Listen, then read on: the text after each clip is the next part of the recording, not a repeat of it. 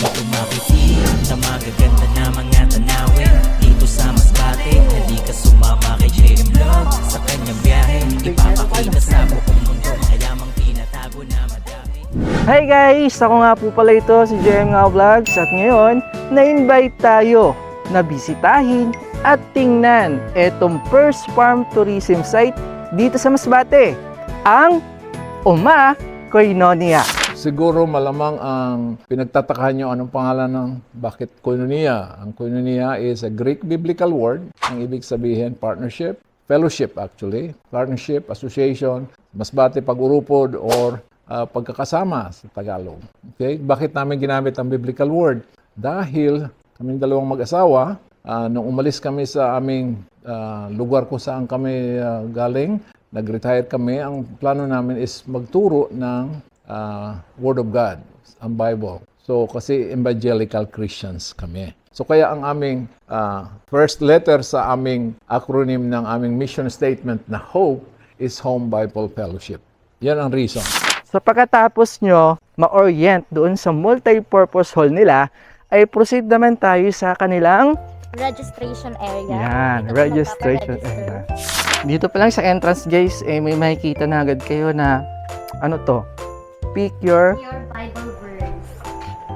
eto yung nakuha ko, bloom where you're planted. Wow, stick ang lalim. Oh, meron din sila ditong sungka. Pwede po maglaro nito. Pwede po.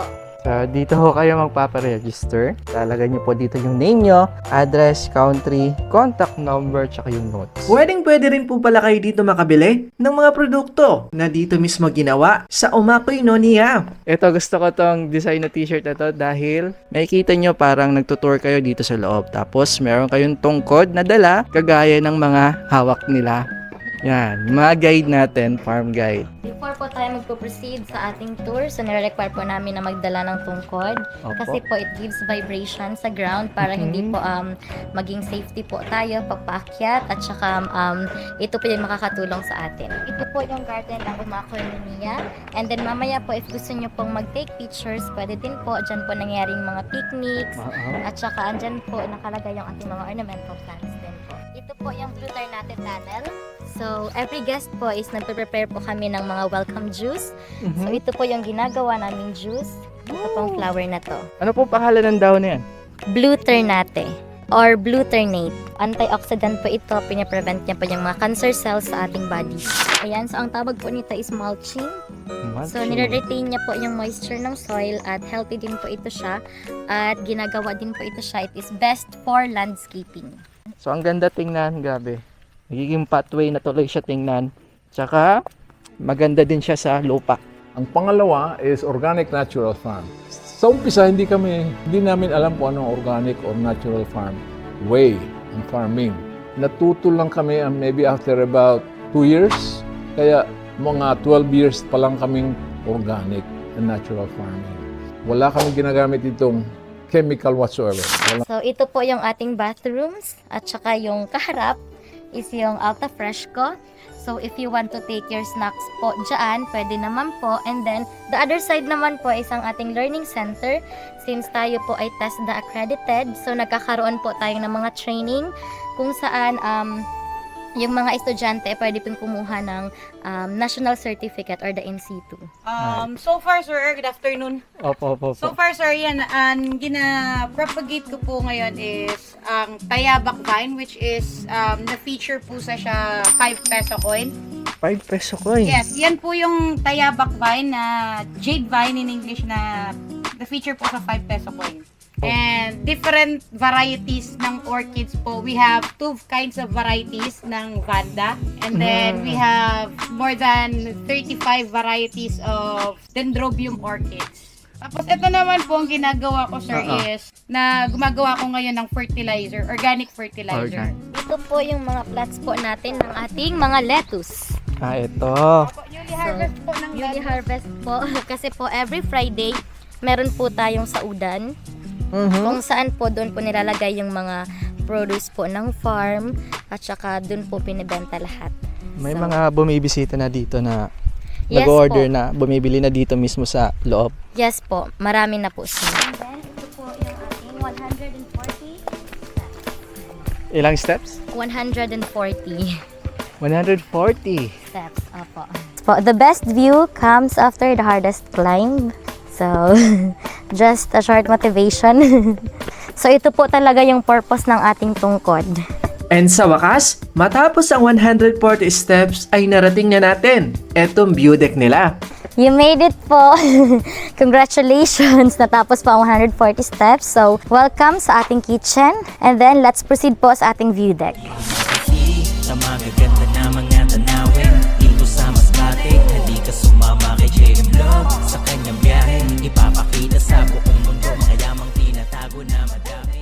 Pangatlo is promote Christian family values. Aside from teaching the Bible, ang mga tao rito na nakakausap namin, tinuturuan namin, lalo na sa community at sa mga workers, family ng mga workers, tinuturuan namin ang biblical way of raising families, biblical way of being friends, treating other people, para mas magtibay ang family values nila. So ano po, ito po yung last part ng tour natin, yung rooms and accommodations po. Let's see. Ito naman po yung tinatawag natin Lover's Lane. Lover's Lane po. Lane. Opo. Opo. And then way din po yan papunta sa ating laundry area. Marami na po dyan mag-photoshoot. Yes po. Nagpiprenup. Meron po tayong 3 rooms. We call it Balay 1, Balay 2, and Balay 3. Ito po yung banyo ng number 1 and number 2 po na balay. Kasi nice po siya. Pero may overlooking pa rin po, sir. And then, ito naman po yung shower.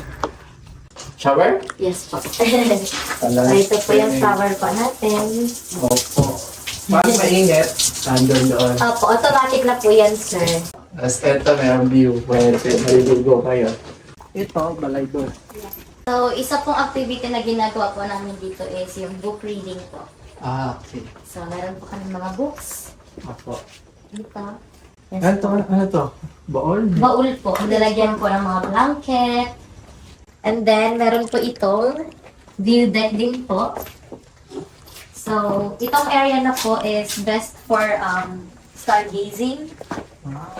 Yes po. So, mai-enjoy mo talaga yung pagtambay dito, no? Sightseeing mo lang yung mga ibon. Nakita nyo ba guys yung dilaw? So, ayun, oh. Anong ibon yan? Grabe na. Pampaswerte Ang na Ebon.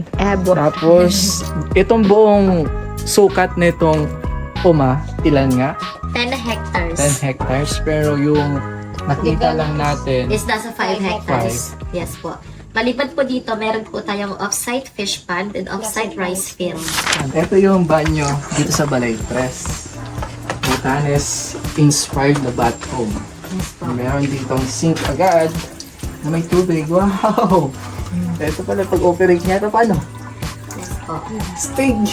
So, hindi po dito nauubusan ng water. Kasi po, meron po kaming 7 well na source po ng water po dito sa farm.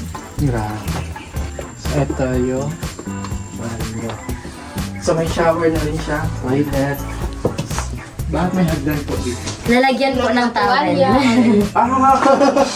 So, mas malaki ata yung sa Balay Tres, Balay ano? tres po. Kasi may sarili siyang room. Yes po. Bathroom. And then, ito po yung ating balay tres. Family room po siya.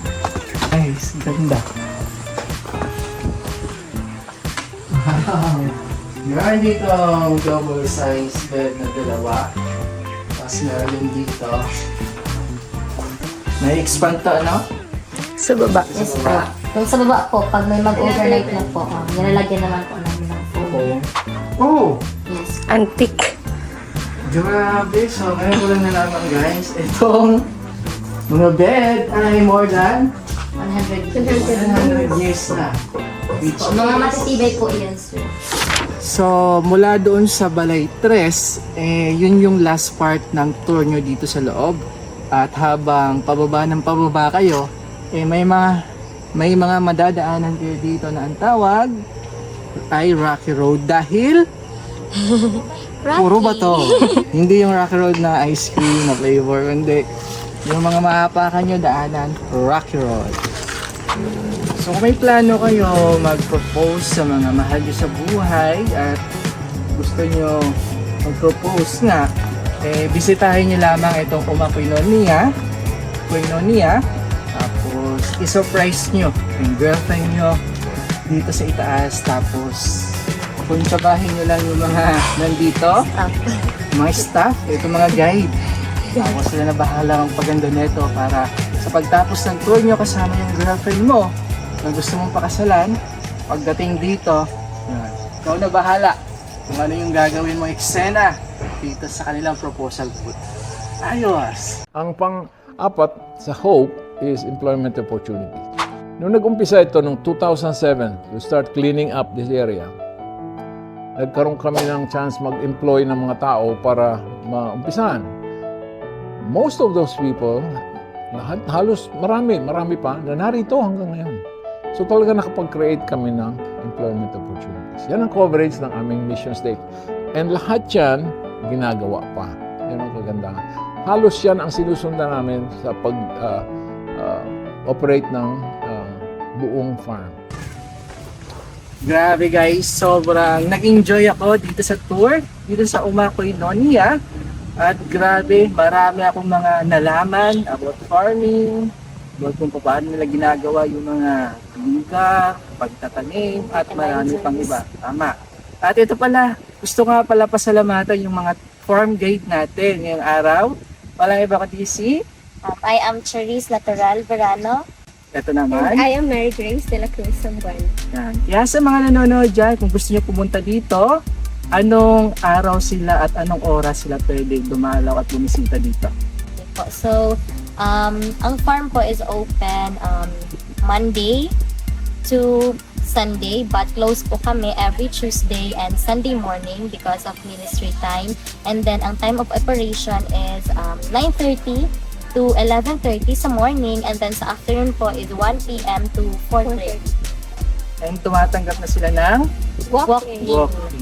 Kaya sa mga nanonood dyan, kung gusto nyo rin mag-tour kasama itong mga magagandang farm guide natin na kasama ngayong araw, bisitahin lamang itong Uma Koinonia dito po sa Barangay Pawa, Masbate City. At sure ako, mag-i-enjoy kayo dito at marami kayong mga malalaman about sa mga iba't ibang klaseng ano yung mga dapat nila ma-expect, mga matutunan. Yung sa fertilizer, Yan. sa garden, yes po. At marami pang iba. So yun lang guys, maraming salamat po sa panonood ng video na to. Sana po magkita-kita ulit tayo sa susunod. Okay guys! Peace.